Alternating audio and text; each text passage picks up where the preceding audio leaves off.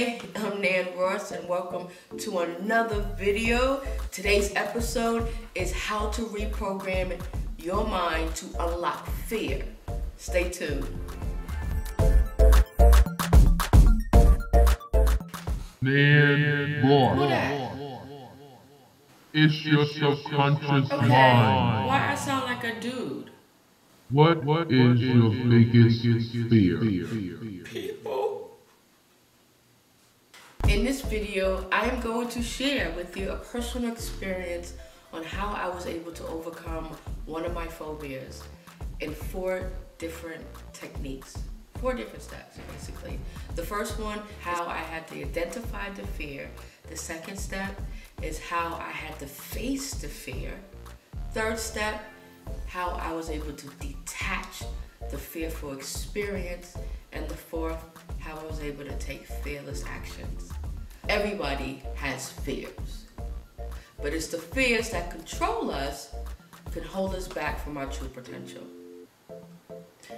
Some fears can create manifestation that can have a profound effect on someone's life. It could be work, it could be school, it could be relationship, and it also could be self-esteem.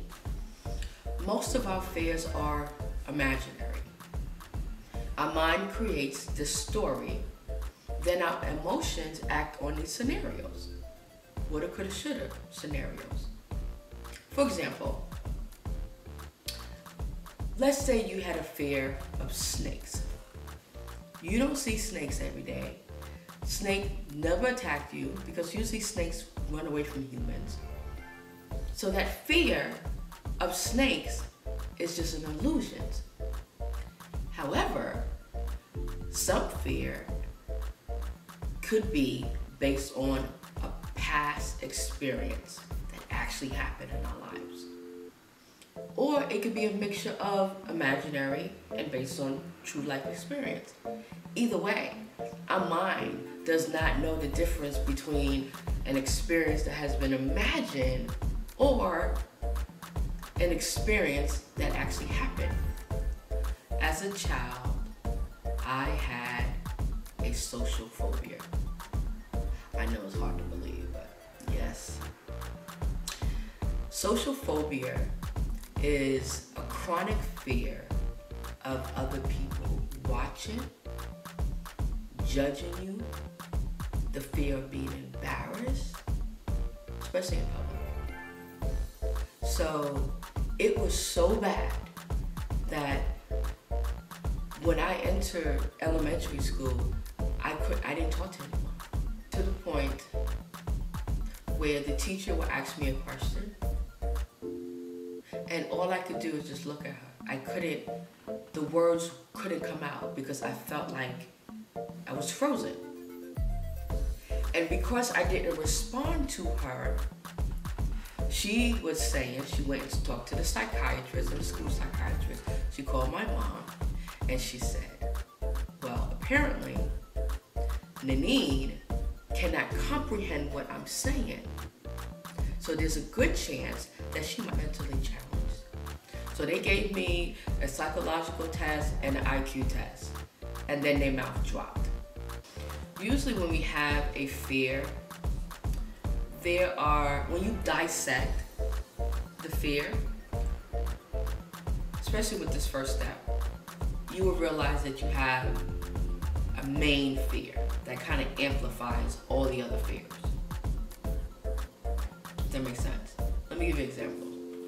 Let's say that you have a fear of driving on the highway, right? And let's say you've never been in a car accident before, but you have this fear. So this fear is basically an illusion. So you ask yourself, if you drive on the highway, what's the worst that could happen? I can get in a car accident. Okay, you get in a car accident. What's the worst that can happen? Then I have to go to the hospital. What's the worst that can happen? Then I'll die. So the fear is death. Fear of dying. So that means that main fear of death, you created different scenarios, worst case scenarios that revolve around that main fear. Okay, so let's start working on this fear. So the key to overcome fear is reprogramming your fight and flight response and also your subconscious mind. If we don't overcome these fears, then they're going to stay suppressed and alive inside of us throughout our whole life.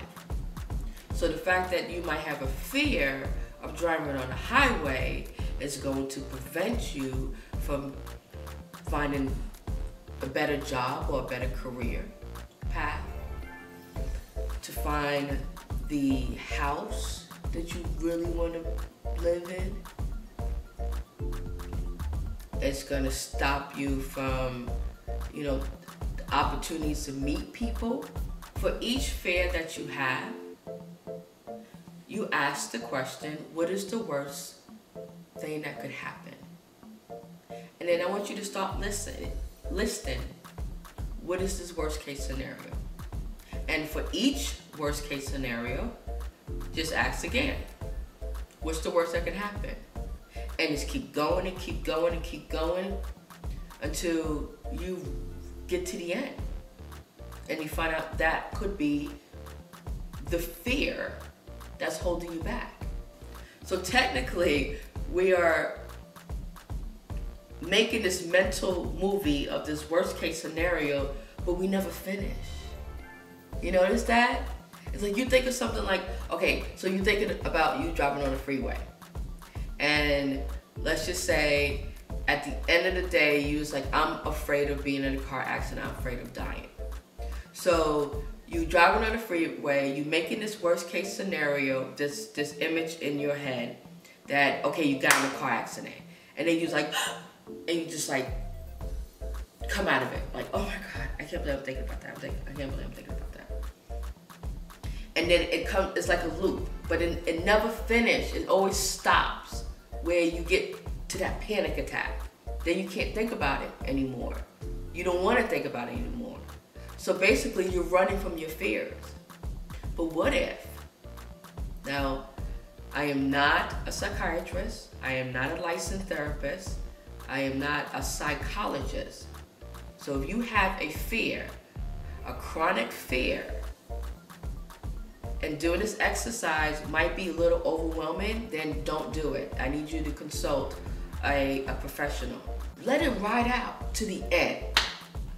So if you was fear of being in a car accident or driving on the highway and you get in a car accident and then you die, play that whole stuff out.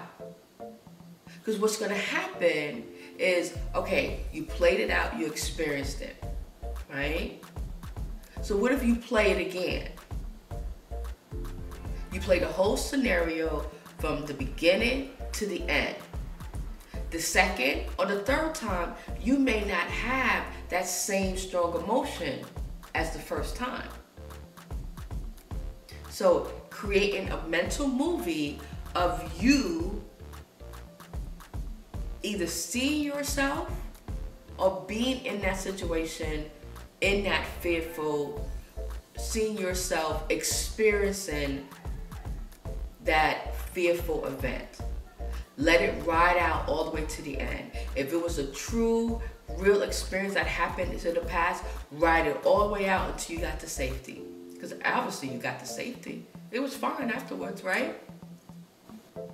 The emotional impact from that event is based on if you're mentally attached or detached from the event. When you are emotionally attached to the event, it's way more powerful than someone being detached. The difference. Attached, also known as an associate, is where you visualize or see yourself in your own eyes, in your own body. Detached is where you're looking at the situation as an observer. or you looking at the situation from another perspective. So you are an observer. You are looking at yourself experiencing the event. So pretend you're at the movie theater, but you are the person all the way in the back at the projector booth. So you are, from the projector booth, you are viewing yourself having these emotions while you are looking at the movie of this fearful experience. So now you're an observer. It comes from a different perspective.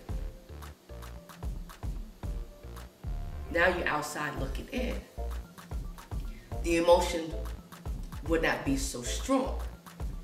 So play that mental movie, you in the projector, you're looking at yourself, and yourself is actually looking at the movie. Rewind it, play it again.